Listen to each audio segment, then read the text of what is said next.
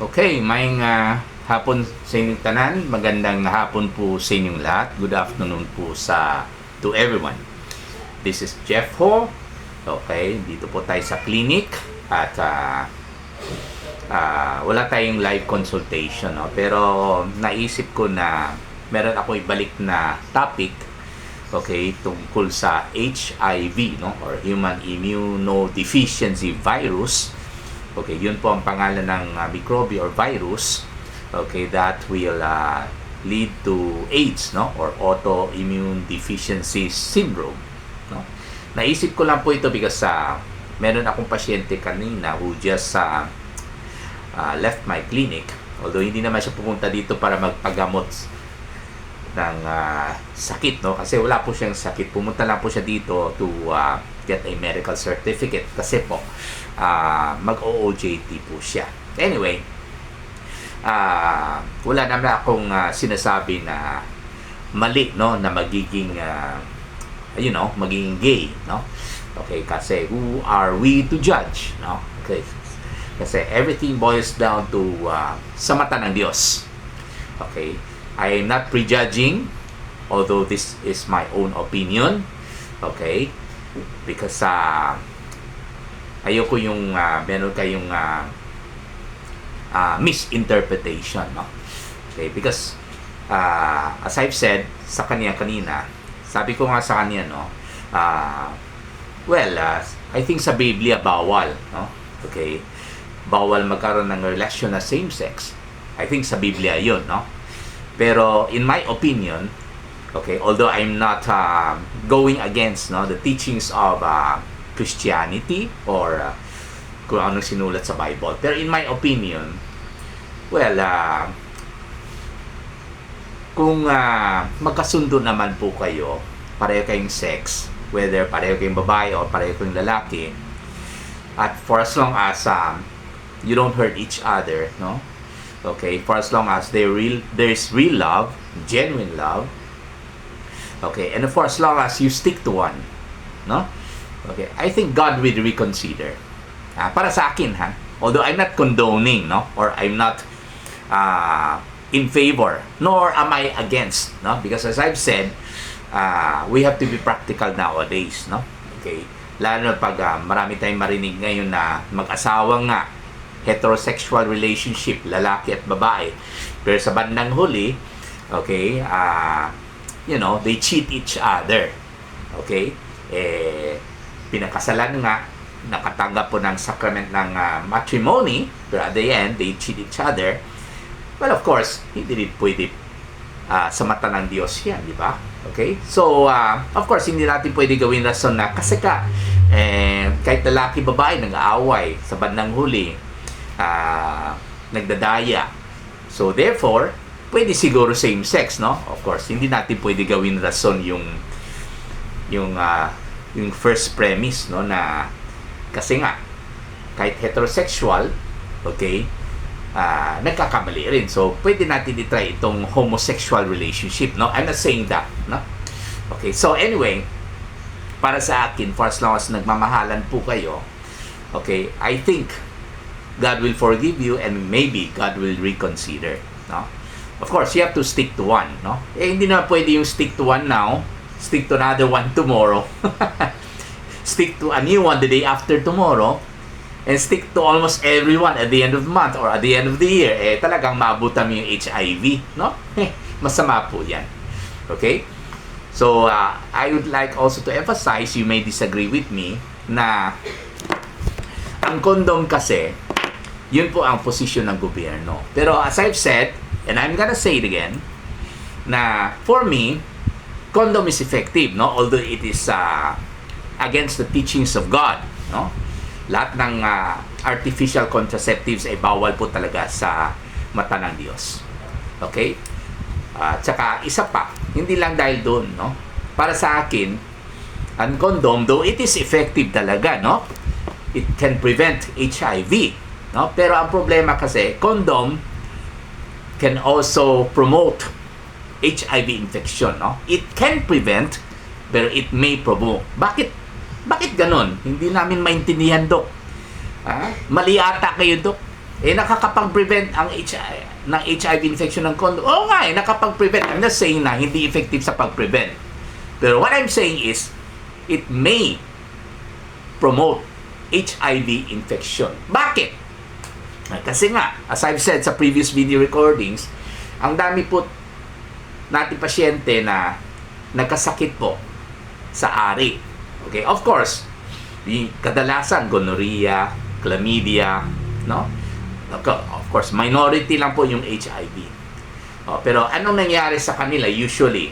Kasi po, Dok, akala namin may kondom doon eh. Pagdating namin doon, wala pa lang kondom. Kaya mainit na po kami. Kaya wala na yung safe sex. Doon ko kasi nakuha no? Yung hindi po talaga hindi po talaga asawa yun, no?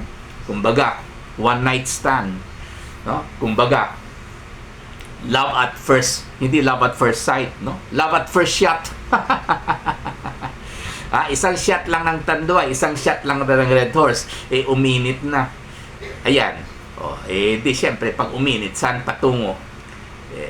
Alam mo na. Okay? There's no such thing as drink responsibly or drink moderately. The moment you engage in alcohol, you become irresponsible. Bakit? Kasi nga, ang effect ng alcohol sa utak ay magiging irresponsible ka. Kasi nga, okay, ang alcohol kasi, isa stimulant sa umpisa. Pero pag tumatagal ka na sa pag-inom, okay, habang uminom ka, nagiging depressant. Kaya, pag nalasing ka, later on, tulog na tulog ka na. Kaya depressant. Pero sa umpisa, stimulant po yung alcohol. Because, ang effect ng alcohol is ganito. Ang brain kasi natin, meron dalawang klaseng centers. Yung inhibitory at saka excitatory centers. Normally, balanse. Hindi pwede sumobra yung inhibitory centers. Kasi pag sumobra yung inhibitory centers, anong mangyari? Siyempre, ang tao matamlay, tahimik, hindi masyado gumagalaw. Kasi inhibitory ang nag-prevail pag sumobra rin yung excitatory, hindi rin pwede. So, ang tao magiging madaldal, malikot, galaw ng galaw, okay, nagiging aggressive, nagiging hyperactive. So, normally, balanse po ang inhibitory at saka excitatory centers. Ayun. So, pag nakainom ng tao ang alak, anong mangyari? Anong effect ng alcohol? Bakit stimulant sa umpisa? Kasi ang effect ng alak is i-inhibit niya yung inhibitory center. Ayan. I-inhibit. Kumbaga, harangin niya or ipatahimik niya yung inhibitory center. So, anong mangyari pag ma-inhibit yung inhibitory center ng alcohol? Ang excitatory center magiging malakas, ma-prevail. Kaya sa umpisa, excited ang tao pag nakainom. Madaldal, mayabang, dyan sila makakita ng away. Kaya sabi ko, there's no such thing as drink responsibly. Because the moment you start drinking alcohol, you become irresponsible and you start to pick up fights kasi you become more talkative, okay? Pwede mapikon yung kasama mo kasi siyempre, yung pagiging joker mo, hindi mo alam ang limitations minsan kasi nakainom ka na no? So, nagiging sensitive ang tao, yung iba, naging seloso, no? Kaya kahit hindi po tinitinan yung babae sa kabilang table, pag nakatingin ka sa direction doon, kahit hindi mo tinitinan yung babae, yung kasama niyang lalaki, yung boyfriend niya, nakainom rin, magagalit. Naging seloso kasi nakainom anong nangyari? Di pagtapunan kayo ng baso. Yun. So, kaya, naging excited ang tao, not in terms of talking, not in terms of physical, pati sexual. Kaya, naging init ang tao pag nakainom. Lalo pag meron karanasan sa sex. Kaya, as much as possible, huwag kayong uminom kahit konti. Because, sinabi ko na, magiging irresponsible kayo in terms of verbal, physical, and sexual. Yun. So, kaya balik tayo sa condom. Nakapromote ng HIV spread because, yun nga, akala nga may condom. Yung iba, wala ngang kondom sa kwarto pero kailangan magtawag sa, I think, operator or front desk, no? Na pwede magpahatid kami ng kondom. Nahihiya yung iba. Ha? O kaya, tuloy-tuloy. Tuloy-tuloy ang masamang kaligayahan. Walang safe sex. No? So, yun. Yung iba, meron ng kondom sa kwarto pero isa o dalawa lang. Ang problema, nakainom, agresibo. Umabot ng 3-4 na round. Siyempre, sa pangatlong round, sa pang-apat na round, wala ng kondom. Tuloy ang unsafe na sex. Kung meron sakit yung partner, yung love at first shot, isang shot lang kasi, sumama na kaagad. Okay? Siyempre, mahawa. Buti sana kung gonorrhea lang ang meron yung partner niya, yung love at first shot na partner. Yung iba dyan, may HIV. Kasi nga, kahit sino, sumasama yung partner. Di ba? Pag mayroon multiple sexual partners, yun ang talagang pinaka number 1 risk factor, no? Na magkaroon siya ng HIV or meron siyang HIV. Kaya yung condom talaga, imbis na nakapag-prevent, nakapag-promote. Ayun. So, paano natin i-prevent yung HIV? Siyempre, i-address natin yung 4 na dahilan. Number 1, poverty. Number 2, power.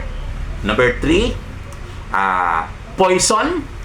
And number 4, promiscuity. Ayan. So, paano natin i-address yung 4 na dahilan? Power, promiscuity, poison, at saka, ano tawag dito? Ano yung isang P? Poverty. Paano natin i-address itong 4? Syempre, hindi kondom. Paano natin gamitin yung kondom? Pangtakip ng poverty? Hindi Pangtakip ng promiscuity? Hindi yan. Hindi pwede yan. Pangtakip ng power? Hindi pwede yan. Pangtakip ng poison? Hindi pwede yan. Kaya, ang condom, for me, nakapag-prevent, okay? Pero, yung pinakadahilan ng HIV or HIV infection, hindi makapag-prevent ng condom. No? Kaya, ang mangyari, lalong lumalala ang HIV na infection. Kahit meron condom na available or lalo pag walang condom na available. Ayan. So anyway, sa next video, itutuloy po natin yung ating pag-usapan tungkol sa HIV infection. Tapos, tatalakayin po natin yung 4 na dahilan, no? Yung 4 na P's. Poverty, power, promiscuity, at saka yung poison. Maraming salamat po.